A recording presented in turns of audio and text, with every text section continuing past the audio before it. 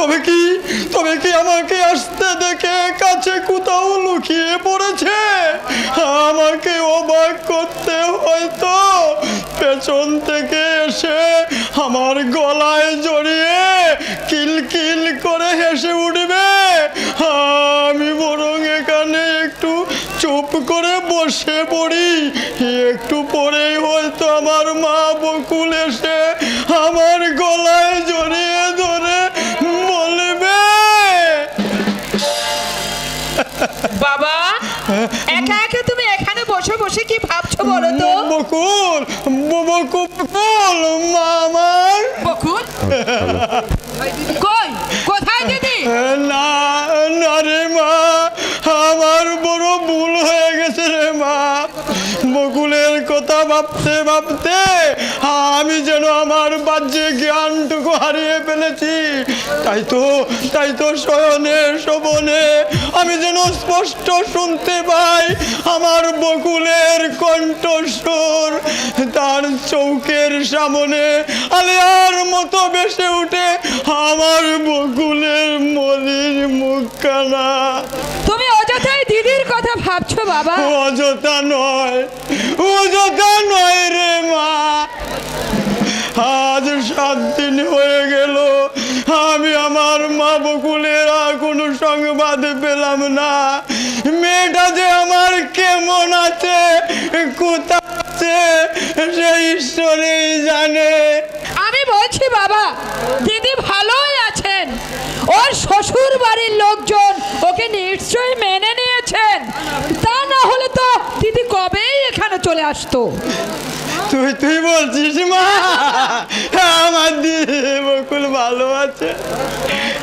ওরা সবাই ওকে যথাযোগ্য মর্যাদায় বরণ করে নিয়েছে। নেবেই তো। ধ্রুবর মতো আদর্শবান সন্তানের বাবা মারা এত নিষ্ঠুর হতে পারে না। বাবা, আমার কি মনে হয় জানিস মা, নিন্দুকেরাই হয়তো মিথ্যে করে ওই ধ্রুবর নামে কথা রটিয়েছে রে। নিমাই এলে নিমাইকে তুই আচ্ছা করে বকে দিস মা। আচ্ছা বাবা, নিমাইদার কি দোষ বলো? যা শুনেছে তাই তো নিমাইদা বলেছে। রে মা, নিমাই যা শুনেছে তাই তো বলেছে। না না মা, নিমাইয়ের কোনো দোষ নেই। আমি বরং এক কাজ করি, আজ একবার আমি আমার মা বকুলকে দেখে আসি। আজই তুমি যাবে বাবা? আর মা, কতদিন মেয়েটাকে দেখিনি, মনটা বড় চটপট করছে রে। তাছাড়া বিয়ের পর নতুন মেয়ে জামাইকে একসাথে আসতে হয়। আমি বরং এখনই বাবা, শ্বশুর বাড়ি যাওয়ার সময় আমি আমার মা বকুলকে কোনো কিছু দিতে পারিনি। আজ যদি ওর জন্য একখানা শাড়ি আর ধ্রুবর জন্য একখানা সুস্থ পাঞ্জাবি না নিয়ে যেতে পারি, তাহলে যে আমি একেবারে ভীষণ ছোট হয়ে যাব রে মা, ছোট হয়ে যাব। কিন্তু আমার কাছে অমন কোনো কিছু নাই যে যা দিয়ে আমি। এক কাজ করলে হয় না বাবা?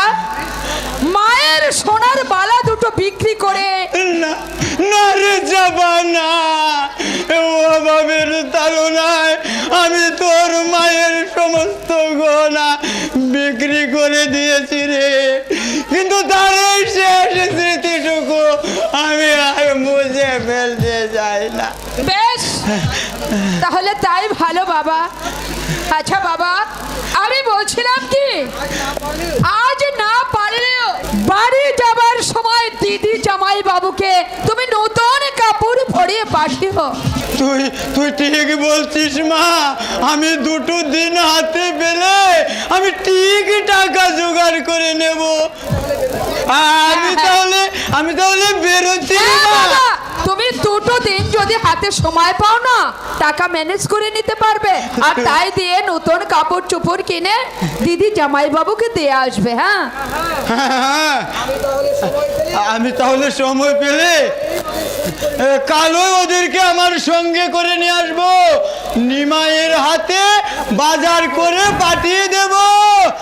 কাল তুই যেন আগে থেকে রান্না করে রাখিস। আচ্ছা বাবা, কেমন? ঠিক আছে বাবা, তুমি চিন্তা করো না, বাজারটা পাঠিয়ে দাও।